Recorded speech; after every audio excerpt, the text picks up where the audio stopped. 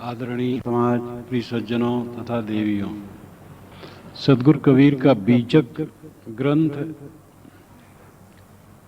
उनका प्रामाणिक ग्रंथ है और भी उनकी बहुत सी बाणियां। गुरु ग्रंथ साहिब में उनकी बहुत बाणियां संकलित हैं।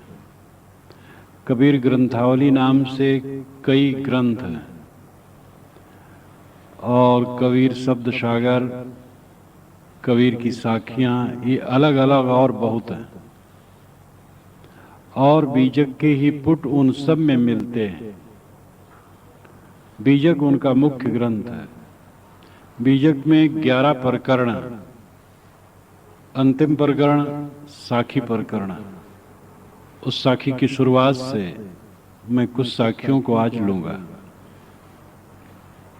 उन्होंने पहली साखी कही है, जहिया जन्म मुक्ता हता तहिया हता न कोय, छठी तुम्हारी हौ जगह तू कहाँ चला बिगोय। जब जीव स्वतंत्र जन्म में था तब कोई बंधन नहीं था। तेरे को छठे में अहंकार जगा और अपने को खो करके कहां जा रहा है। जब ये स्वतंत्र जन्म में था तो यहां था से अभिप्राय होना भी वर्तमान का भी है। जब जब जीव मानव शरीर में आता है तब तब यह मोक्ष धाम में आता है, स्वतंत्र जन्म में आता है। लेकिन ये छठी में भूल जाता है। छठी है मन। 5 ज्ञानेंद्रियां, इनसे हम पांचों विषयों को जानते और ग्रहण करते। आंख से रूप को, कान से शब्द को, नाक से गंध को, जीभ से रस को, चाम से स्पर्श को जानते हैं और उन्हें ग्रहण करते हैं। और इन पांचों विषयों के संस्कार जहां इकट्ठे होते हैं, सारे संस्कारों का समवेत रूप जहां संग्रहित होता है, उसको कहते हैं का समवेत रूप जहां संग्रहित होता है उसको कहते हैं मन। ये छठा। इसीलिए बौद्धों ने षडायतन कहा है, 6 आयतन, 5 ज्ञानेंद्रिय, छठा मन। बौद्धों के अतिरिक्त लोग 5 ज्ञानेंद्रिय कहते और 5 के अलावा मन कहते। कबीर साहब ने बीजक में 6 शब्द कह करके मन को अनेक बार कहा है। मन में हमें अहंकार जग जाता है, इसलिए हम भटक जाते हैं। इस साखी का अभिप्राय है कि आज आप मानव शरीर में आए हैं तो मुक्त के धाम में आए हैं, लेकिन मन के अहंकार में भटक जाते हैं। मन से मान करके सारी चीजों को समझ लेते हैं मेरी है। तो इस साखी में 2 बातें मुख्य हैं। मानव जीवन की स्वतंत्रता, इसका मोक्ष धाम होना, और दूसरी बात मन में भटक जाना। सारा गुड़ गोबर, गुड़ इकट्ठा किए और उसमें गोबर डाल दिए, बेकार हो गया। तो उत्तम मानव जीवन तो मिला, स्वतंत्र मानव जीवन मिला, लेकिन अहंकार हो गया। नौमन दूध बटोर के टिपके किया विनाश, दूध फाट कांजी भया हुआ घृत का नाश। 9 मन दूध इकट्ठा किया गया और उसमें टिपका, थोड़ा कसैला बूंद डाल दिया गया, सब नष्ट हो गया। 9 मन क्यों कहा गया, 10 मन क्यों नहीं कहा गया? 1 से 9 तक संख्याएं हैं, फिर 10वें में बिंदु है, वही लौट लौट करके संख्या बढ़ाता रहता है, तो 9 की संख्या होती है। इसीलिए कहावत है, ना 9 मन तेल इकट्ठा होगा ना राधा नाचेंगे। तो 9 मन कहा जाता है। तो दूध बहुत इकट्ठा हुआ और थोड़ा सा कसैला डाल दिया गया तो बेकार। ये मानव जीवन बहुत बढ़िया चांस है, लेकिन अहंकार में पड़ करके इसको हम खो देते। मानव और मानव के अलावा प्राणियों के शरीरों में जो अंतर है वो क्या है? इंद्रिय प्रधान अन्य प्राणी हैं, मन प्रधान मनुष्य। इसका भेद थोड़ा समझें। गधे और खच्चर के समान इंसान बोझा नहीं ढो सकता, चींटी के समान दूर से सूंघ नहीं सकता, गीध के समान दूर से देख नहीं सकता, घोड़े और नीलगाय के समान दौड़ नहीं सकता, मछली के समान भारी भरकम नहीं हो सकता। प्राणी जितने हैं दुनिया में मछली सबसे बड़ी जानवर है, और पक्षी के समान उड़ नहीं सकता। अन्य प्राणी इंद्रिय प्रधान है, उनकी इंद्रियां बड़ी तेज होती है, प्रबल होती है। आदमी मन प्रधान है, आदमी देह और इंद्रियों से बहुत कमजोर है। एक पशु का बच्चा पैदा होने के बाद भी तैर जाता है, आदमी तैरना न सीखे तो कभी नहीं तैर पाता। मधुमक्खियां कितना बढ़िया मधुरस इकट्ठा करती, हम लोग नहीं बना सकते। बया पक्षी कितना सुंदर घोंसला बनाता है, हम लोग वैसा नहीं बना सकते। कितने प्राणियों में जो प्राकृतिक गुण है वो मनुष्य में नहीं, लेकिन मनुष्य में वह गुण है जो कहीं नहीं, वो मन प्रधान है। मननात् मनुष्य, मनन करने के कारण से प्राणी मनुष्य कहलाता है। अन्य प्राणी मनन नहीं करते, मन तो है उनके पास लेकिन मनन नहीं। पक्षी अपने घोंसले में शाम को आ जाता है, पशु अपने खूंटे पर खड़ा हो जाता है आकर के, चींटियां अपने बिल में आ जाती। तो मन तो है सबके पास लेकिन विकसित मन नहीं है। विकसित मन केवल मनुष्य के पास है, और उसके पास दूसरी क्षमता है वाणी की। वाणी की क्षमता अन्य में नहीं है। ची पो बो इतना ही अन्य जानवर करते हैं बस। वर्णात्मक शब्दों को ग्रहण करने और व्यक्त करने की शक्ति केवल मानव में है। मन की शक्ति और वाणी की शक्ति, ये दो महान शक्तियां मानव में है। इसीलिए साहब ने बीजक में जो प्रथम प्रकरण रमैनी कही है, उसका उनका पहला वाक्य अंतर ज्योति शब्द एक नारी हरि ब्रह्मा ताके त्रिपुरारी। तो अंतर ज्योति शब्द एक नारी, अंतर ज्योति ज्ञान ज्योति, अंतर ज्योति उपनिषद में भी कहा गया है। तो अंतर ज्योति ज्ञान ज्योति आत्मा है। शब्द और नारी ये दो शक्तियां हैं, शब्द शक्ति और नारी शक्ति। नारी नाम कल्पना शक्ति, मन की शक्ति। तो मन की शक्ति मनुष्य के पास और वाणी की शक्ति, ये दो शक्तियां महान हैं, वरदान स्वरूप हैं। और इनको ठीक से समझ ले और इनका संयम कर ले तो आदमी कृतार्थ हो जाए, मुक्त हो जाए। मोक्ष, परमानंद, कृतकृतता, अनेक शब्दों में जिसको कहते हैं वो हो जाए। और ऐसा न करने से आदमी सबसे गबीता है। कुत्ता, बिल्ली, सूअर, गधे, कुत्ते, सब जानवर से आदमी खराब है, क्योंकि इसका मन और इसकी वाणी बहुत विकसित है और संयम नहीं हुआ, इसलिए ले करके इसे रगड़ते हैं। एक बैल के सामने दो, गाली देते रहो उसको, वो पगुराएगा मस्त, मानो आप ही को व्यंग कर रहा है। लेकिन आपको कोई कह दे हाँ अच्छे तो हैं, इतने में आपको चोट लग जाएगी। माने अच्छे तो हैं लेकिन खराब भी। अब मार दुखी हो गए। साहब ने एक साकी में कहा, जहां बोल तहां अक्षर आया, जहां अक्षर तहां मन ही दृढ़ आया। बोल बोल एक हो जाई, जिन्हें लिखा सो बिरला हुई। जहां बोले तहां अक्षर आया, बोलते ही अक्षर आता है। और जहां अक्षर आया तहां अक्षर आया नहीं, अक्षर आए, बहुत अक्षर आ जाते हैं। छंद, मात्रा, वर्ण सब इकट्ठे हो जाते हैं और वाक्य बन जाता है और कुछ अर्थ निकल आता है। और मन ही दृढ़ आया, मन कुछ मान लेता है। जहां बोल तहां अक्षर आया, और जहां अक्षर तहां मन ही दृढ़ आया। जहां वाक्य निकला तहां मन ने कोई अर्थ की कल्पना कर ली और बस हर्ष हुआ या शोक हुआ। लेकिन अन्य जानवरों में नहीं है। आप कहते रहो कुछ फर्क नहीं पड़ता। बोल अबोल एक हो जाई। साहब इसके लिए रास्ता बताते हैं, बोल अबोल एक हो जाई, जिन अलखा सु बिरला हुई। वाणी किसी की सुनो तब और न सुनो तब, और स्वयं वाणी कहो तब और न कहो तब, दोनों में सम हो जाओ। समता प्राप्त कर लेना मनुष्य की मनुष्यता है। कोई आपकी वंदना कर दे या गाली दे दे, निर्विकार रह सकें, ये मनुष्यता है। और यही अभ्यास करना है। मन की शक्ति और वाणी की शक्ति, ये दो महान शक्तियां हमारे पास हैं। इन शक्तियों का सदुपयोग करना, अपने बंधन को खोलना। लेकिन हमें तो छठी में अहंकार जग जाता, मन में अहंकार जग जाता है।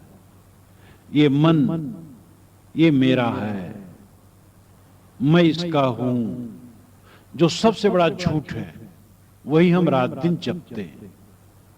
कोई मेरा नहीं है और मैं किसी का नहीं, ये तथ्य है। कुछ समय के लिए है, थोड़े समय के लिए, आगे कहां है। आप कहेंगे अगर कोई मेरा नहीं और मैं किसी का नहीं हूं, ये मान लूं तो व्यवहार ही नहीं होगा। ऐसी बात नहीं। ज्ञानी ऐसे मानते हैं कि कोई मेरा नहीं, मैं किसी का नहीं, और उनका व्यवहार बहुत सुंदर होता है। आप भी ऐसा माने कि मैं किसी का नहीं हूं, मेरा कोई नहीं, आपके व्यवहार बहुत बढ़िया रहेगा। ऐसा होते हुए भी व्यवहार है। आपके जीवन की रक्षा कुछ लोगों द्वारा होती है, इसलिए आपका कर्तव्य उनकी भी आप रक्षा करें, जिसको आप परिवार कहते हैं या समाज कहते हैं। कुछ जिम्मेदारियां हैं, उन जिम्मेदारियों को निभाना चाहिए। संत ज्ञानी पुरुष कभी नहीं कहते जिम्मेदारियों को ना निभाओ, लेकिन जिम्मेदारी जिम्मेदारी की तरह निभाओ। ट्रेन और बस में बैठो तो अपनी सीट है उतने मानो स्टेशन तक, अजर अमर सीट नहीं। हम अजर अमर मानते हैं। इस घर में बैठे तो बस मेरा घर है, एक पागलपन। ये तो मुसाफिर खाना है, मेरा घर नहीं। ना घर मेरा, ना घर तेरा, चिड़िया रहन बसेरा। तो छठी तुम्हारी हो जगह, मन में तुम्हें अहंकार जग गया। तू कहां चला बिगो। साहब कहते हैं तू अपने को खो करके कहां जा रहा है, कौन तेरा है, तू किसका है। पच पच के हम मरते। गुजराती भाषा में एक भजन है, कोई कोई नु नथी रे, कोई कोई नु नथी रे। कोई किसी का नहीं है, कोई किसी का नहीं। इसके आगे है, उसका अर्थ है कि नाहक में हम पच पच के मरते हैं और है कोई किसी का नहीं। इतना विवेक हो तो अपने शरीर के लिए, पुत्र के लिए, पत्नी के लिए, किसी के लिए भी हम पाप नहीं करेंगे। पाप हमें सालेगा। मरते समय पाप और पुण्य का पूरा लेखा जोखा हमारे सामने प्रस्तुत होगा। एक्सीडेंट में शरीर छूट जाता है झट से, तब तो ऐसा नहीं होता, लेकिन वो जाएगा तो कहीं नहीं, बंडल तो जाता है साथ में। लेकिन अगर सहज मरने का अवसर आता है तो सब सामने आता है, आदमी भयभीत हो जाता है। परीक्षा की घड़ी की याद रखनी चाहिए। परीक्षा की घड़ी अंत में होगी, हम गाफिल पड़े हुए हैं यहां। साहब कहते हैं कि छठी तुम्हारी हो जगह, मन में अहंकार जग गया। और मन में अहंकार जग गया इसलिए हम खो करके चले अपने को। हमें अपने आप का ज्ञान होना चाहिए, हम कौन हैं और ये जगत क्या है और यहां हमारा कितना संबंध है। ये सब जीव अकेले अकेले, कोई किसी का साथी बराती नहीं। कहते हैं पति पत्नी आगे भी जाएंगे, रहेंगे, मिलेंगे। ये मोह जाल, बेकार की बात। अरे पति पत्नी दोनों एक दूसरे से प्रेम का बर्ताव कर दें, सद्व्यवहार कर दें, बस काफी है। मोह ममता न लगाएं। यहीं रहते रहते कोई किसी का साथी नहीं। हमारे पेट में दर्द हो, हमारे साथी लोग रोएं, गावें, दवाई करें, पानी करें, सब हो सकता है, लेकिन दर्द हमें भोगना पड़ेगा। अपनी कमाई आपका, न माई न बाप का। इसलिए इस तथ्य को हमें समझना चाहिए और हर क्षण समझना चाहिए, फिर कर्तव्य करना चाहिए। कर्तव्य के बिना निभ नहीं सकता। हमें भी रोटी चाहिए, कपड़े चाहिए, निवास चाहिए, बीमारी हो तो औषध चाहिए, ज्यादा लतपत हो जाए तो सेवा चाहिए, इसलिए दूसरे की हमें सेवा करनी चाहिए। जिम्मेदारी जिनके लिए है उन प्रथम कर्तव्य है, जिनके लिए जिम्मेदारी नहीं है अवसर आने पर उनकी भी सेवा जो बन सके करनी चाहिए। तो कर्तव्य से संत कभी च्युत नहीं होते, ज्ञानी पुरुष संत पुरुष कभी कर्तव्य से विमुख नहीं होते और न ये राय देते हैं कि कोई कर्तव्य पालन न करे, माता पिता गुरुजन परिजन पत्नी बच्चे या जो कोई भी हो आश्रयजन नौकर स्वामी उनका सत्कार न करे आदर न करे, ऐसा कभी नहीं माना जाता है। लेकिन ये हम हरदम समझते रहे, दूरी मन में बनाए रखें कि कोई मेरा है नहीं और मैं किसी का हूं नहीं। ये सच्चा भजन है। सारा भजन बेकार हो जाता है मोह करके, राम राम राम राम कहते रहते हैं और ये मेरा वो मेरा वो मेरा जपते रहते हैं। तो राम राम क्या करें? राम का तो अर्थ है कि राम असंग है, राम अकेला है, असंगो एवं पुरुष है। राम के तत्व को जो समझता है तो समझता है कि राम अकेला है, सब घट में राम बैठा है और राम एक है और अनेक है, व्यक्तित्व में अनेक है, गुणों में एक है। सब घट में राम अलग अलग है लेकिन सबका गुण एक है, इसलिए राम एक है का अर्थ गुण एक है। और सभी प्रति आत्मा भूतेषु भूतेषु विचित्र धीरा प्रेतास्माल लोकादमृता भवन्ति, ये श्रुत वचन है। भूतेषु भूतेषु विचित्र धीरा, विवेकवान पुरुष प्राणी प्राणी में उस तत्व को जान करके अमर हो जाते हैं, अमरत्व का बोध उन्हें हो जाता है। तो साहब कहते छठी तुम्हारी हो जगह तू कहां चला बिगोए, तू मन में अहंकार करके कहां अपने को खो रहा है। ऐसा स्वतंत्र जीवन पा करके यहां बंधन काट सकता है, बचपन से ही बंधन काटना चाहिए और बाल पकने लगे तब भी नहीं कर रहे हो, कब करोगे? जिंदगी तो खिसक जाएगी ऐसे। शब्द हमारा तो शब्द का, सुनवत जाहो सरक, जो चाहो निज तत्व को शब्द ही लेहु परख। साहब कहते हैं हमारे शब्द जितने हैं उसके तुम अधिकारी हो। शब्द हमारा तू शब्द का, मेरे शब्दों का आय मनुष्य तू अधिकारी है। यहां कबीर का व्यक्तित्व घुल करके समष्ट गुरुत्व में मिल गया है। वह पूरे गुरु का भाव लेकर के कहते मानो गुरु कह रहा है कि देखो जो मेरे शब्द हैं वो तुम्हारे लिए कल्याणकारी, उस पर ध्यान दो। माता पिता यही तो कहते हैं बच्चों से कि मेरी बात समझो, सुनो, आचरण करो। गुरु ऐसे कहता है। तो शब्द हमारा तू शब्द का, अय मनुष्य, गुरु कहते अय मनुष्य मेरे शब्दों का तू अधिकारी है, इसको सुन और समझ, लेकिन सुन मत जाओ सरक, सुन के सरक न जाओ। लेकिन हम लोग सरक जाते हैं। ये कहावत ही एक कान से सुने दूसरे कान से निकाल दी।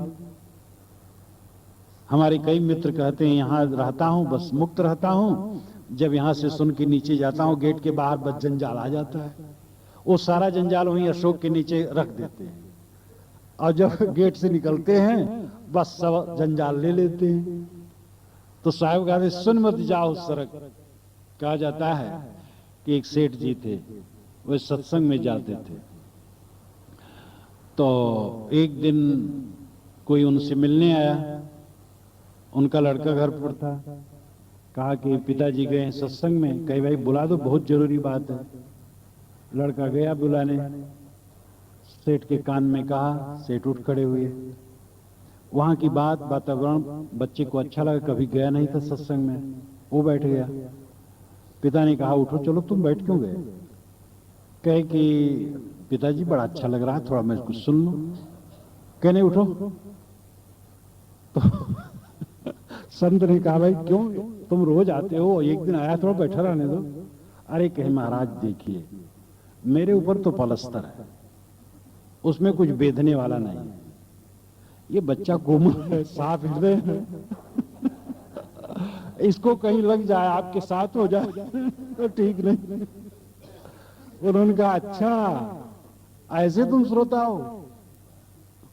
तो आदमी जितना समय उसका बीतता है वो पलस्तर मन होता चला जाता है, रंग पर रंग चढ़ते चले जाते हैं मोह माया का।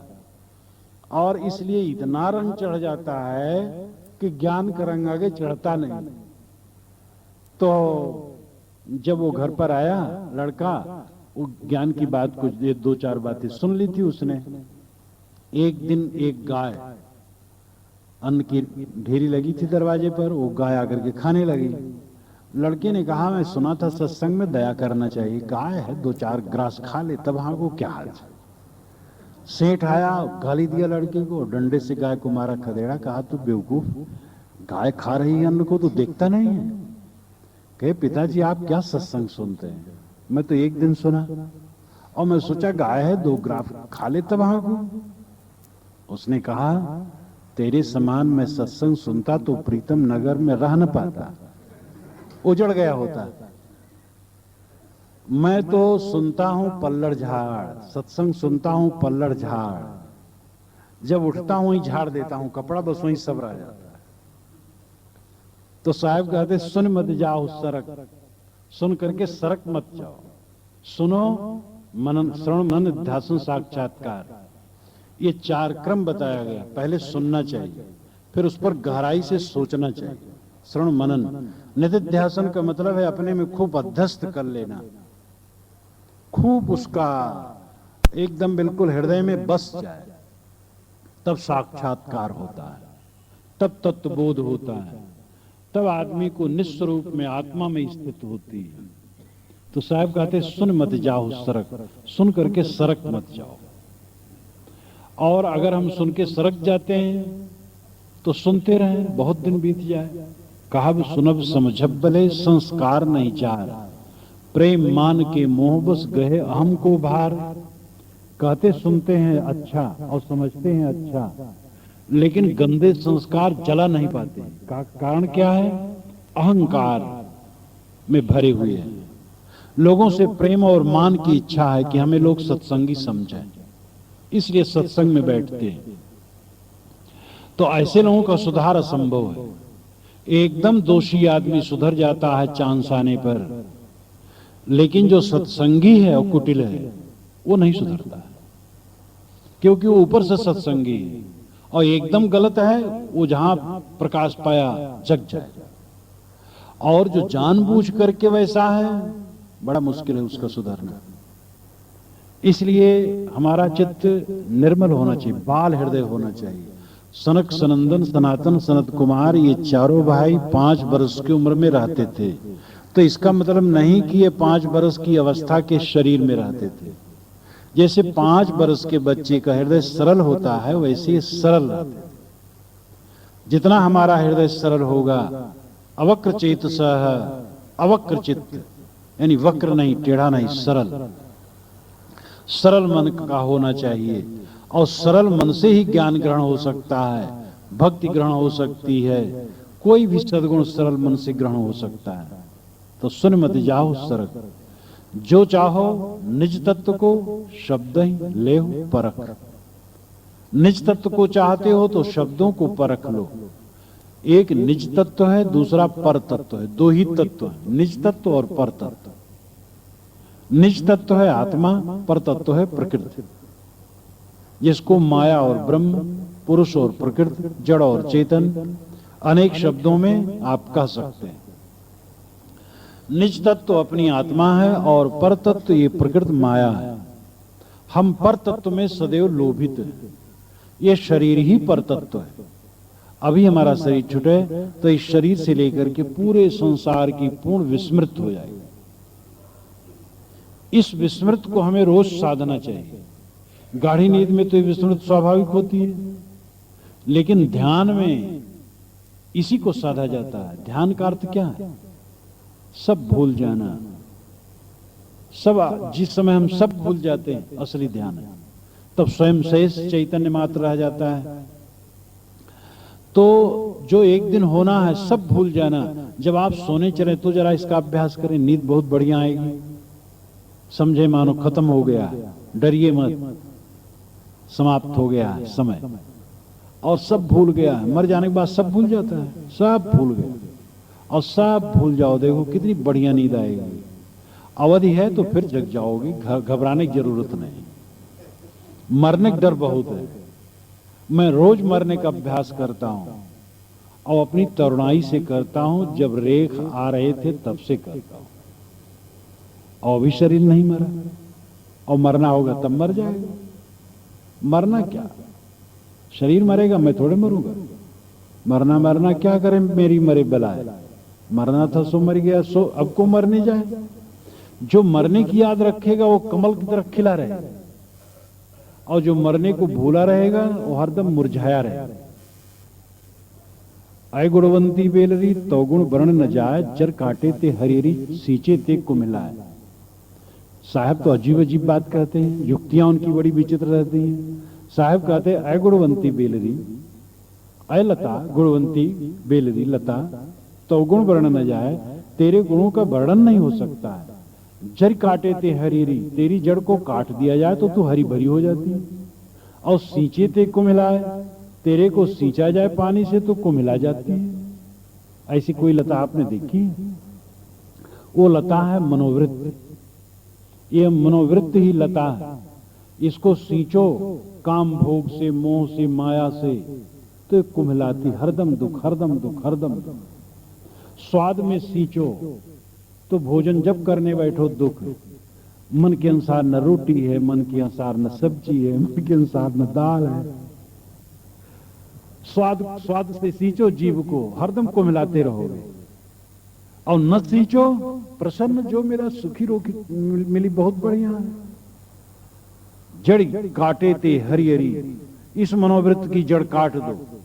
इस मनोवृत्त की जड़ माया मोह में लगती, उसको काट दो तो हरियरी, मन गगन मगन। और सींचे ते कुमिलाए, मोह माया से सींचो तो कुमिलाती रहती। तो निज तत्व और पर तत्व दो तत्व हैं। साहब कहते, जो चाहो निज तत्व को, अपना क्या है। उस सेठ की कहानी तो आपने सुनी होगी, जानते होंगे। एक सेठ थे, दो प्राणी थे, बाल बच्चे भी नहीं थे। मकान बड़ा था, बहुत कमरे थे। 2-3 कमरे स्वयं रखे थे, बाकी कमरे किराए पर उठते रहते थे। एक महात्मा आए, कहे मैं एक महीना रहूंगा आपके यहाँ। तो सेठ ने एक चाबी दी और कहा कि अमुक नंबर का कमरा खोल लो, वहां चले जाओ। एक आदमी के लिए वो कमरा काफी छोटा कमरा है। महात्मा गए, 1 महीना रहे। 1 महीना के बाद आए, कहे सेठ जी चाबी लीजिए, मैं जा रहा हूं। कि ठीक है, 5 रुपया किराया। कि मेरे पास रुपए तो नहीं है। कि रुपए नहीं तो फिर रहे क्यों? उन्होंने कहा, मैं सोचा था सेठ जी का एक साधु को नहीं रहने देंगे। सेठ ने कहा, देखो साधु महात्मा हम मानते, धर्म कर्म मानते तो सेठ न होते। एक एक पैसा बटोर के सेठ हुआ जाता, कोई मामूली बात नहीं सेठ होने में। 5 रुपया तुम्हें देना है, छुट्टी नहीं। अब वो बड़े असमंजस में पड़े, रुपया था ही नहीं। उन्होंने युक्ति निकाली, एक सुई उनके पास थी, दे दी और कहा इसको रखो, मरना तो इसको लेते आना। यमराज जहां बैठते हैं, दाहिने तरफ स्वर्ग का और बाएं तरफ नरक का फाटक रहता है। मैं भी वहां रहूंगा, सुई देख लूंगा, समझ जाऊंगा वही सेठ है। और नरक का नंबर होगा तो भी हम तुम्हें स्वर्ग के दरवाजे में प्रवेश करा देंगे। सेठ ने कहा, बहुत बढ़िया बात, 5 रुपए में स्वर्ग का टिकट मिले, कौन नहीं ले। उन्होंने सुई डिबिया में रखी, पत्नी से जाके कहा, सुनती हूँ? कहे क्या? कहे बहुत अनोखी चीज लाया हूं। पूछी, बताया। सेठानी और समझदार थी, कहा तू बेवकूफ, हम लोग बनेंगे, शरीर यहीं रहेगा, हाथ यहीं रहेंगे, तो सुई कैसे ले चलेंगे? सुई लेने के लिए हाथ तो चाहिए, कम से कम हाथ में पकड़ के ले सके। जब शरीर नहीं रहेगा, हाथ नहीं रहेंगे, तो सुई लेके चलेंगे कैसे? इसलिए महात्मा को पकड़ो, धोखा दिए। गए, महात्मा बोरिया बिस्तर बांध के चल दिए थे। कहे महाराज सुनो, बड़े धोखेबाज लगते हो, हम लोगों के शरीर छूट जाएंगे, हाथ नहीं रहेंगे, सुई कैसे ले आएंगे? महात्मा ने कहा, सुई नहीं ला सकोगे तो इस संपत्ति ला सकोगे? 5 रुपए के लिए परेशान करते हो मुझे?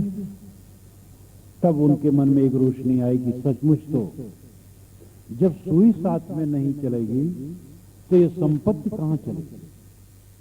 उन्होंने महात्मा को और रास्ता का खर्चा दिया और उन्होंने अतिरिक्त मकान को धर्मशाला घोषित कर दिया। संचित धन का उन्होंने सन्मार्ग में व्यय करना शुरू कर दिया। हमारे जीवन में कभी सूत्र आ जाता है और जीवन बदलता है। एक डिप्टी कलेक्टर रिटायर्ड थे, बड़े मोहित, बूढ़े हो गए थे, गली में निकले थे, गोधूल का समय था। एक बूढ़ी ने अपनी बेटी से कहा, बेवकूफ, अंधियारा हो गया, दीपक नहीं जलाया। उनको एकदम चोट लगी। उन्होंने अपने को धिक्कारा, बेवकूफ, अंधियारा हो गया, बूढ़ा हो गया, ज्ञान दीपक नहीं जलाया। उनका जीवन ही बदल गया, एकदम साधक हो गए। तो कभी कभी ऐसा चांस आता है कि एक सूत्र मिलता है और जीवन बदल जाता है।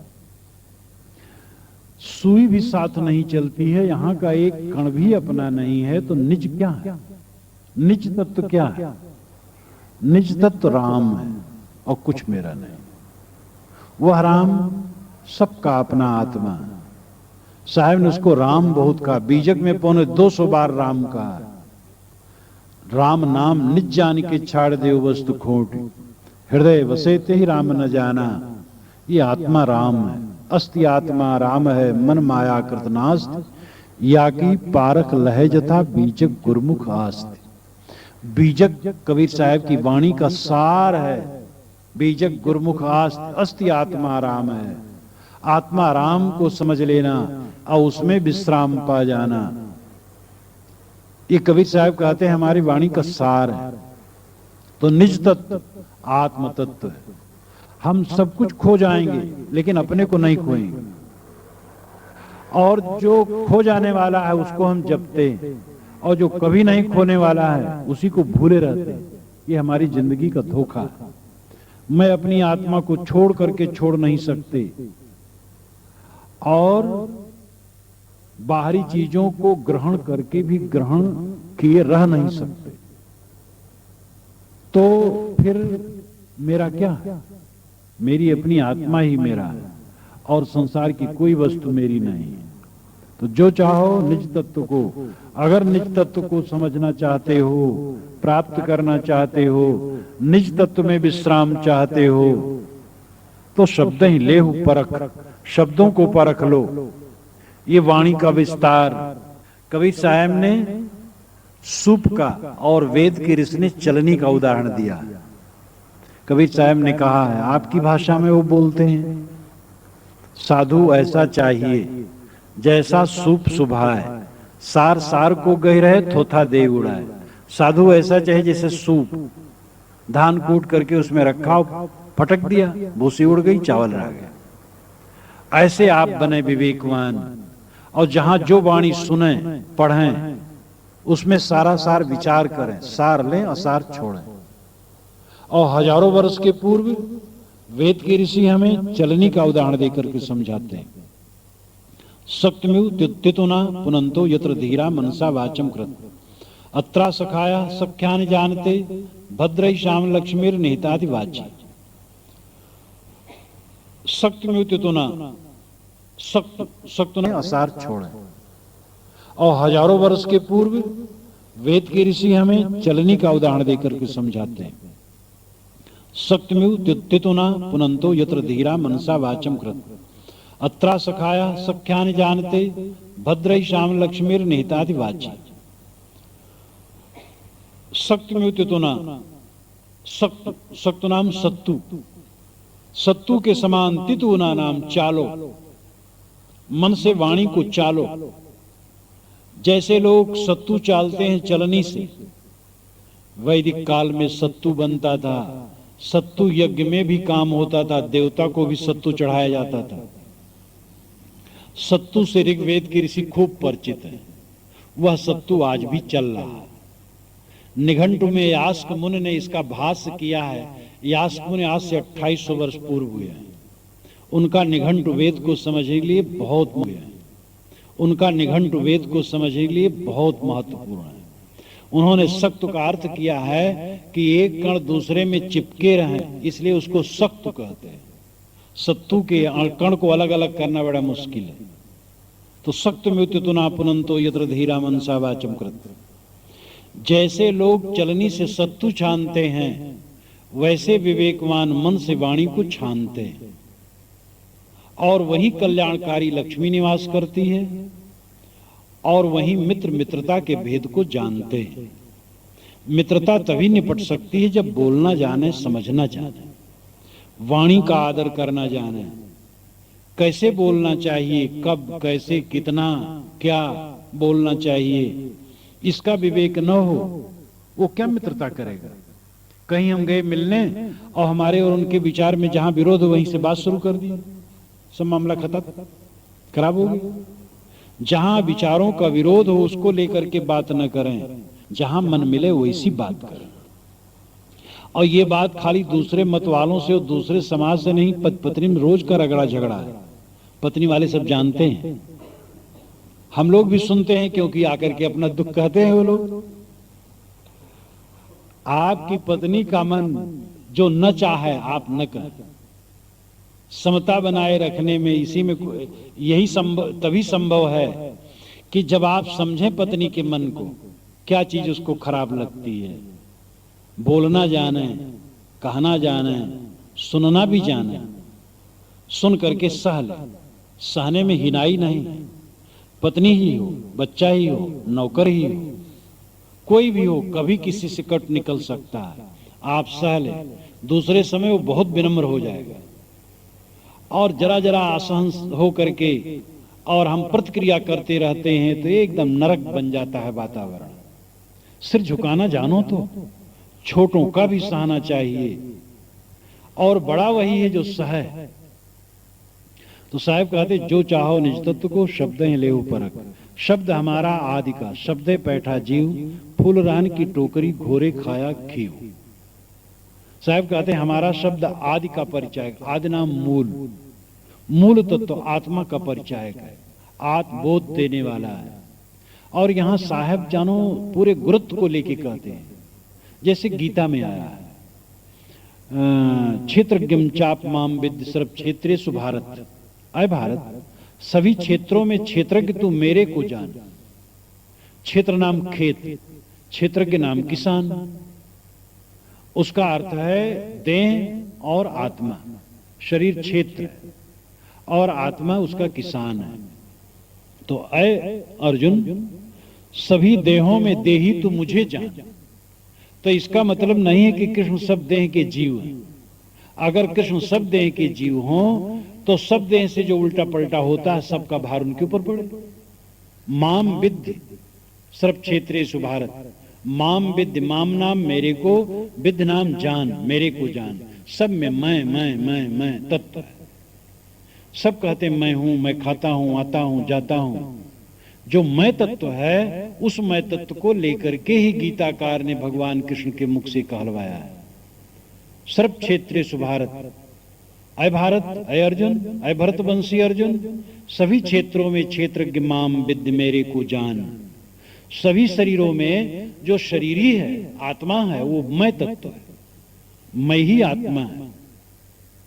तो साहब कहते हैं मेरे शब्द यानी गुरु के शब्द ये आदि के हैं, आत्मबोध के हैं। उपनिषद अभी चल रहा था, करीब 2.5 महीने से चला, और प्रसंग बसात फिर कभी चल सकेगा। तो शब्द उसमें गुरु के पास जाकर के ही शिष्य ग्रहण करता है, इसीलिए उपनिषद शब्द बना। उपनिषद, उपनाम निकट, निषद नाम बैठना, निकट बैठना। साहब कहते हैं हमारे शब्द यानी गुरु कहते हैं हमारे शब्द अजिज्ञास तुम्हारे आत्मा के बोध के लिए। शब्द हमारा आदि का, शब्द पैठा जीव। लेकिन जीव तो शब्द में पहले से बैठा है।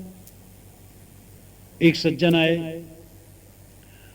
पानी भर करके अपने कटोरे में, दूध वाले से कहे हमें दूध दे दीजिए। दूध वाले ने कहा भाई पानी गिरा दो तब दूध दे। कहे नहीं, इसी में पानी छोड़ दो, दूध छोड़ दो।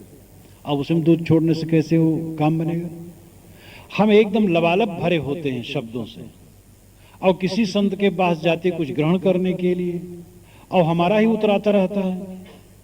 हम तो इसके भुक्त भोगी। हमसे लोग प्राय मिलने आते हैं उनमें अधिकतम लोग अपना ही कहते हैं, जितना बैठे रहेंगे सब अपना कहेंगे।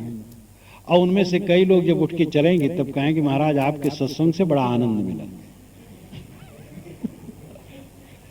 पूरा अपना कहते जाएंगे और कहेंगे आपके सत्संग से, इसका मतलब हम बैठे ठाले मिले तो हमें सुनाने आगे, सुन करके उनकी भड़ास खत्म हो गई तो संतोष हो गया। तो शब्द इतने भरे हैं मनुष्यों के अंदर में कि ज्ञान के शब्द तो धंसते ही नहीं। साहब कहते शब्द बैठा जीव, ये जीव शब्द में घुसा पड़ा बैठा है। बचपन से ही माता ने कह दिया भकाऊं घोघर, भूत, उधर भूत है बच्चा। अब भयभीत, मुझे बचपन में आदमी माता ने वो कमरे में कहते भूत है, अब डर गया। तो जब मैं बैठूं वहां तो ऐसे हाथ कर लो दोनों तरफ कि हाथ भूत न आ जाए तो न देखूं। और भूत का संस्कार जम गया मन में। 18 वर्ष तक भूत हमें लगता था और ब्रह्म राक्षस लगता था। 18 वर्ष की उम्र में मुझे कबीर साहब का बीजक मिला। जब इसको पढ़ा तो भूत चला गया, तब से अब नहीं, क्योंकि मन रहा, मन की भ्रांति रही। और कबीर साहब की वाणी तो इतनी तीव्र है, उसका मनन कोई कर ले तो आधा मोक्ष तो मन से ही, मनन से ही हो जाए। ये जो कूड़ा कबाड़ दिमाग में भरा तमाम भ्रम, वो अपने आप खत्म हो जाए। तो भूत प्रेत का भ्रम बचपन में डाल दिया गया। दक्षिण और उत्तर, पूरब और पश्चिम किस दिन जाओ, बहुत बारीकी से मन में डाल दिया गया। देखो उत्तर मंगल बुध को मत जाना। ये इलाहाबाद से जो फैजाबाद के लिए ट्रेनें और बसें छूटती, मंगल बुध को बंद करवाना चाहिए। देखो कई आंदोलन चलते हैं, अभी कल कुछ आंदोलन होने वाला है, तो हम लोग भी एक आंदोलन करें, मंगल बुध को फैजाबाद को जाने वाली ट्रेनें और बसें बंद हो, क्योंकि दिशाशूल है। एक एक भ्रांति छींक दिया, कोई काम बिगड़ गया। टोक दिया कहां जाते हो, बस सब गड़बड़ हो गया। छूछा घड़ा लेकर के कोई आ गया, विधवा स्त्री मिल गई, काना ब्राह्मण मिल गया, तेली मिल गया, तो सब गड़बड़ हो गया। तेल खाते हैं लेकिन तेली ठीक नहीं। कैसा भ्रम है दिमाग में। ये आदमी शब्दों में एकदम घुसा पड़ा बैठा, सड़ रहा। महाभ्रांतियां, और उसमें आप वचन की मुहर है। महापुरुषों ने कहा है, लेकिन महापुरुष हमारे कह गए हैं, सत्य में उचित ना, सतुआ के समान चालो वाणी को, सार लो असार छोड़ो, सार सार को गहरे थोथा दे उड़ाए। कालिदास महाकवि हुए हैं संस्कृत में, उन्होंने भी कहा पुराण मित्य न साधु सर्वम न चाप्य काव्यम नव मित्य वद्यम संतः परीक्षा नितरत भजन्ते मूढ़ पर प्रतेने बुद्धि। पुराण मित्य न साधु सर्वम, सारी बातें इसलिए सच नहीं हो सकती हैं कि वो पुरानी है। पुराने के नाते कोई बात सच नहीं होती। पुराण मित्यो न साधु सर्वम न चाप्य काव्य में नव मित्य वद्यम, कोई नई बात है इसलिए गलत है, ये भ्रम है। संता परीक्षा नितरत भजन्ते, जो संत हैं, विवेकवान हैं, वो परीक्षा पूर्वक किसी वस्तु को ग्रहण करते। भजन्ते नाम भजते हैं, भजने का मतलब चुनाव करना। संतः परीक्षा नतरत भजन्ते मूढ़ पर प्रत्येने बुद्धि, मूढ़ की बुद्धि होती है पर प्रत्येने विश्वासी। सत्यवचन महाराज, सत्यवचन महाराज की कहानी तो आप जानते हैं। एक गुड़ के व्यापारी के दरवाजे पर की कहानी है। पहले तो कहानी है उस सत्संग से, सत्संग कथा कहीं हो रही थी और एक भक्त वहां हरदम कहे सत्यवचन महाराज, हर बात में कहे सत्यवचन महाराज। तो कथाकार ने सोचा ये समझता है कि नहीं समझता, जरा परीक्षा करो। उसने कहा कि एक मधु का छत्ता था, उसमें एक पक्षी ने चोंच मार दी। उसने कहा सत्यवचन महाराज। कहे उसकी हजारों मक्खियां उड़ गई इलाहाबाद। उसने कहा सत्यवचन महाराज। कहे वहां एक गुड़ का व्यापारी था, उसके दरवाजे पर 10-10 किलो के गुड़ के चाक पड़े थे। उसने कहा सत्यवचन महाराज। कहे एक एक चाक पर एक एक मक्खी बैठ गई। कहा सत्यवचन महाराज। कहे एक एक मक्खी एक एक चाक को लेकर के उड़ गई। कहा सत्यवचन महाराज। के तो समझ गया सत्यवचन महाराज, तुम केवल कहते हो, समझते नहीं। तो मूढ़ पर प्रत्यय बुद्धि, मूढ़ की बुद्धि होती पर प्रत्यय विश्वासी, सब मान लिया। जो कहता सब ठीक है, इसका मतलब वो ठीक और गलत समझते ही नहीं। कुछ ठीक है कुछ गलत है, उसको समझने की चेष्टा करनी चाहिए। पहले जानो तब मानो। बच्चे हैं, पहले मान ले तब जाने, कोई हर्ज नहीं। का माने कबूतर, खा माने खरगोश, जान ले तब माने, मान ले तब जाने। लेकिन विवेकवान पहले जाने तब माने। तो शब्द पैठा जीव, फूल रहन की टोकरी, घोरे खाया घीव। साहब कहते हैं मानव शरीर फूल रखने की टोकरी नहीं है। कितनी बढ़िया बात कहते हैं। एक टोकरी आपके पास है, साहब कहते फूल रखने की है, वो गंदी वस्तु रखने की नहीं है। लेकिन हम मन रूपी टोकरी में गंदी वस्तु रखते हैं। सुबह से शाम तक गंदी बातें सुनते हैं। सोने के पूर्व आजकल तो गंदी बात सुन करके और देख करके लोग सोते हैं। कितना दुर्भाग्य। सोने के पहले साधना करके सो, ज्ञान की बातें सुन करके सो, ज्ञान वैराग भक्ति के भजन सुन करके सो। लेकिन आजकल टीवी का महारोग, सोने के पहले खुराफात देख लिए और सुन लिए, फिर सोते हैं। जागृत अवस्था में तो मन का नरक रहता ही, काम क्रोध द्वेष ईर्ष्या घृणा चिंता फिक्र, मन नरक में डूबा ही रहता है। और सोने के पूर्व और नरक का दृश्य देख सुन लिए और सोए, फिर वही नरक। कितना दुर्भाग्य। आजकल वातावरण कितना दूषित होता चला जा रहा है। तो ये प्रवाह को तो कोई नहीं रोक सकता, अपने आप को संभालने की हमें जरूरत है। अपने आप को संभालें। तो साहब कहते हैं तुम्हारा मन फूल रखने की टोकरी है, इसमें गंदगी नहीं रखना। फूल दया क्षमा शील विचार संतोष भक्ति ज्ञान वैराग, इन सद्गुण रूपी फूलों को रखना। घोरे खाया घी, घोरे नाम मट्ठा, घी मक्खन। अगर आप मक्खन को मट्ठा में रहने दें तो नष्ट हो जाएगा। यद्यपि वो मट्ठा ही से मक्खन निकला है, लेकिन उसमें रहने देंगे तो खराब हो जाएगा। मक्खन को भी बहुत दिन माताएं नहीं रखती, कुछ दिन बटोर करके बस उसको कड़का लेती, और जिनके पास ज्यादा मक्खन होता है वो रोज करते रहते हैं। तो अगर मक्खन मट्ठा सहित पड़ा है तो खराब हो जाएगा। ऐसे गंदे शब्दों में अगर मन पड़ा रहा तो खराब हो जाएगा। शब्द का प्रभाव रूप का प्रभाव बहुत पड़ता है। इसलिए जिससे मन उत्तेजित हो विकारी हो, ऐसे दृश्यों से अपनी दृष्टि को घुमाओ। जिन शब्दों से मन खराब हो ऐसे शब्दों को न सुनो, अच्छे शब्द सुनो। मैं काशी में रहा करता था, तो वहां एक सज्जन थे, बैंक में अच्छे पोस्ट पर थे, बड़े तेज थे।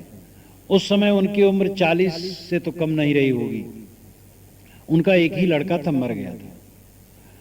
तो उनको बड़ी निराशा हुई दुनिया से। फिर एक विचित्र वेश बनाते थे, ऐसे कुछ पहनते थे, और जब घर से चलते थे तो मजीरा बजाते हुए कान के पास और रामधुन करते चलते थे। अपना कहते थे रामधुन, जैसे कि हम राम ध्यान में रखें, और कान में बजाते रहते थे जिससे बाहर की आवाज न सुने। तो जहां मैं रहता था उसके नीचे रोज होके निकलते थे। पास में बैंक था, बैंक में पहुंचे तो वहां वो नाचने लगते थे, वो खूब गाते थे, और सब लोग अपना काम बंद करके बैठ जाते थे, और सब उनका सत्कार करते थे। और इतने तेज थे, जब काम करने लगते थे अपना कर देते, दूसरे भी कर देते थे, इसलिए सब क्षमा करते थे उनको। और सदैव वे यही सोचते थे कि दूसरे का शब्द हम सुने ना, और अपना शब्द अगर हम कहें तो राम कहें और कुछ न कहें। तो अपने मन की रक्षा करना बहुत जरूरी है। गंदे शब्द न कहो, गंदे शब्द न सुनो, गंदे दृश्य न देखो, जिससे मन उत्तेजित हो न देखो। किसी नर और नारी के रूप को देख करके जिसको सुंदर माना गया, सुंदर एक भोलापन है, सुंदर अंदर कुछ नहीं। जहां सुंदर मानते हो थोड़ा चीर दो तो अंदर में क्या निकलेगा?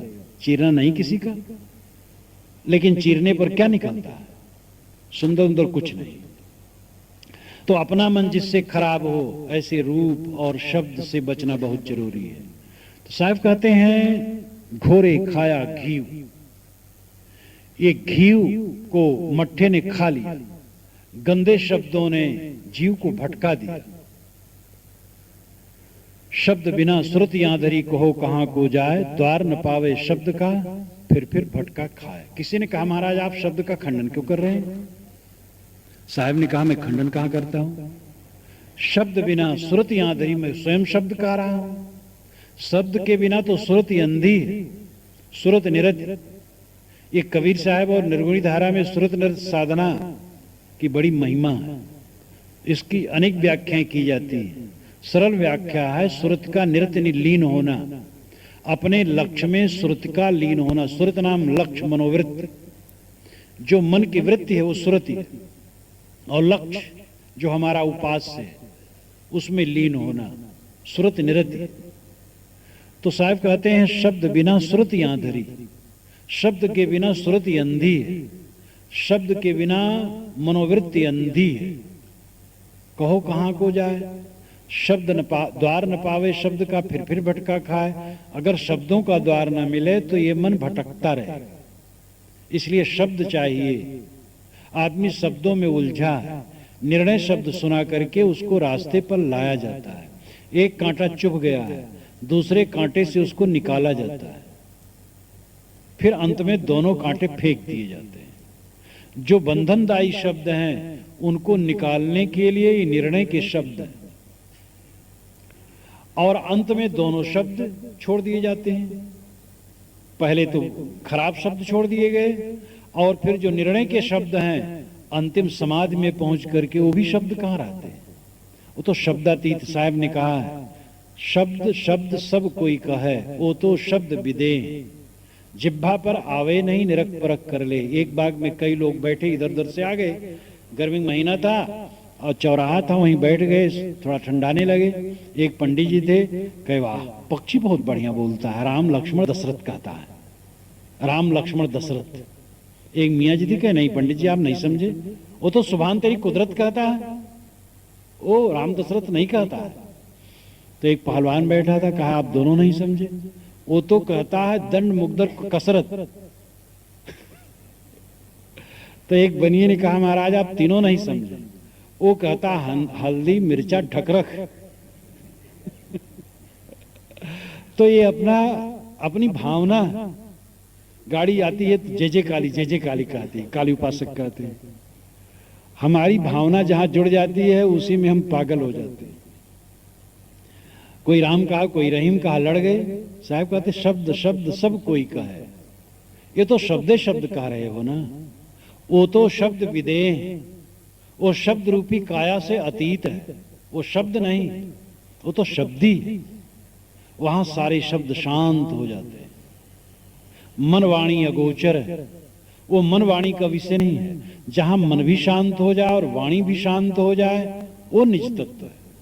यद वाचान्नभ्युदितम येन वाग्यभ्युदते तदेव ब्रह्मत्वम विद्ध नेदम यदमुपास्ते। जो वाणी द्वारा व्यक्त नहीं होता, जिसके द्वारा वाणी व्यक्त होती है उसको तू ब्रह्म जान, और वाणी से व्यक्त जिस तत्व की तू उपासना करता है वो ब्रह्म नहीं है। यन मनसा ना मनते ये नाहुर मनोमतम तदेव ब्रह्मत्वम विद्ध नेदम यदमुपास्ते। जिसका मन से मनन नहीं हो सकता है, किंतु जिसकी सत्ता से मन मनन करता है उसको तू ब्रह्म जान, और मन से मनन करके जिसकी तू उपासना करता वो ब्रह्म नहीं। तो मन जहां शांत हो, वाणी जहां शांत हो, वो आत्म तत्व है, परमात्म तत्व है, शुद्ध तत्व है। शब्द कहने से गड़बड़ा जाता है। अगर कहो राम तत्व है तो 100 लोगों को पसंद नहीं होगा। अगर कहो वही शिव तत्व है तो राम उपासक मुरझा जाएंगे। अगर कहो अल्लाह तत्व है तो हिंदू को खुशी नहीं होगी। ब्रह्म तत्व को दूसरे खुश नहीं होंगे। तो साहब कहते शब्द में महाझंझट है, वहां शब्द नहीं है, शब्द में मत लड़ो, वो तो शब्द विदेह, वो सत्ता मात्र है। जहां मन वाणी का अंत हुआ, अंत में शेष स्वयं कल्याण स्वरूप है, उसका अभ्यास करो। जो आपका आपा है, आपका स्वरूप है, आपसे अलग नहीं है। आप दीनहीन मत बनो, मत समझो वो परम तत्व कहीं बाहर है। जो बाहर समझा महा धोखा खाया। बाहर की चीज कभी अपनी नहीं होती। उधारी का सौदा खा करके, उधार के खा प्यार के तापब, अवध क्षेत्र में कहावत कही जाती है। उधार के खाब प्यार के तापब। कोई पैरा जला जला करके तापे कितना गर्माएगा, उसके लिए कोयला लकड़ी चाहिए, और उधार ले लेकर के कब तक खाएगा? अपना धन होना चाहिए। अलग का परमात्मा कब तक काम देगा?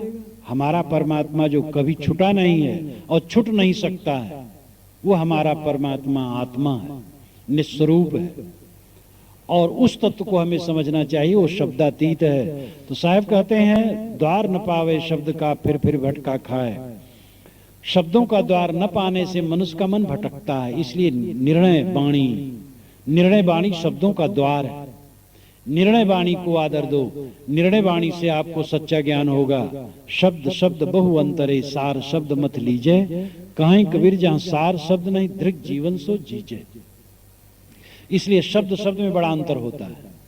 मत करके केवल सार शब्द लो। साहब कहते जहां सार शब्द का आदर नहीं, उसके जीने का धिक्कार है। हम कहते हैं हमारी परंपरा में ऐसे ही है, हमारा शास्त्र ऐसे कहता है, हमारे गुरु ने ऐसे ही कहा है। अब चाहे उल्टा हो चाहे सीधा हो, शर्मी शर्मा पचमुआ काल घसीटन हार। पर्दे पानी ढारिया संतो करो विचार। शर्मी शर्मा पचमुआ काल घसीटन हार। ये भी साहब की साखी। पर्दे पानी ढारिया, पर्दे के अंदर से पानी ढालते हैं आड़ा लगा करके। ये महापुरुष ने कहा, भगवान ने कहा, भवानी ने कहा। अरे भाई किसी ने भी कहा क्या?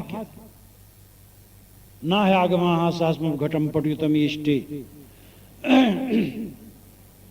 वाचस्पत मिश्र आज से 1100 वर्ष पूर्व हुए। अनेक दर्शनों के विद्वान और व्याख्याता और भाष्यकार, सर्वदर्शन कानन पंचानन कहे जाते हैं। यानी सभी दर्शनों के जंगल के सिंह बहुत बड़े व्याख्याता थे। उनका ये वचन है। स्वामी शंकराचार्य के वेदांत भाष्य पर उन्होंने भाष्य लिखा, जिसको भामती भाष्य कहते हैं। उन्होंने कहा, नाह्यागमाः शास्त्रम घटम पठितम इष्टे। हजारों वेद वचन घड़े को कपड़ा नहीं बना सकते। कितना एकदम धारदार कबीरी भाषा है। मानो कबीर साहब कह रहे हैं, हजारों वेद वचन घड़े को कपड़ा नहीं बना सकते। अगर गुरु कहें तुम लखनऊ में हो, तो गुरु के कहने से हम लखनऊ में थोड़े में, हम तो इलाहाबाद में हैं। इसलिए विचार करना, जब तक ना देखे निज नयना, तब तक ना माने गुरु के बयना। इतनी बात कही जाती है साहब की वाणी में कि जब तक अपने विवेक नेत्रों से न समझ लो, गुरु की बात भी न मानो। समझो, ऐसा सोचने में कोई पाप नहीं है, क्योंकि आपका विवेक जब विवेक में जम जाएगा तभी वो जंदार होगा। तो इसलिए साहब कहते हैं, शब्द शब्द बहु अंतरे, बहुत फर्क है। सार शब्द मत लीजिए, मत करके सार शब्दों को लो। कहें कबीर जहां सार शब्द नहीं, दृक जीवन सो जीजे। साहब कहते सुनिए सबकी, निवेरिए अपनी बात सबकी सुनो, आदर करो, किसी का अनादर मत करो। सुनिए सबकी, निवेरिए अपनी। सिंदूर का सिंदूरा, झपनी की झपनी। जैसे सिंदूर का सिंदूरा होता है और उसी में घुमावदार झपनी भी लगी रहती है और दर्पण भी लगा रहता है, कुल काम उसी में हो जाता है। स्त्रियां झपनी खोली उधर कर दी, घुमा दी, सिंदूर लगा ली और झपनी में दर्पण लगा, देख ली, सब काम हो गए एक साथ। साहब कहते इसी प्रकार सब महापुरुषों की वाणी सुनो, सबका आदर हो गया। फिर विवेक से विचारो, सत्य क्या है, सत्य क्या है, ये पाप नहीं है। शब्द मारा गिर परा, शब्द छोड़ा राज। जिन जिन शब्द विवेकिया, ताका सरिगो काज। शब्द मारता हुआ आदमी गिर जाता है, और शब्द ऐसे आते हैं कि जिससे राज काज तक छोड़ करके लोग विरक्त हो जाते हैं। इसलिए जिन लोगों ने शब्दों पर विवेक किया, उनका काम बन गया। यानी गंदे शब्द और अच्छे शब्द दोनों प्रकार के शब्द हैं। शब्द मन को बहुत बांधते हैं और मन को खोलते हैं। गंदे शब्दों से सावधान रहने की महती आवश्यकता है। अंत में साहब कहते हैं, शब्द हमारा आदि का, पल पल करहु याद। अंत फलेगी माहली, ऊपर की सब बात। गुरु के शब्द पल पल याद करो, और उसका फल क्या होगा? अंत फलेगी माहली, माहली फलेगी, महल में हो जाओगे। और ऊपर की सब बात, ऊपर का तो सब बेकार है।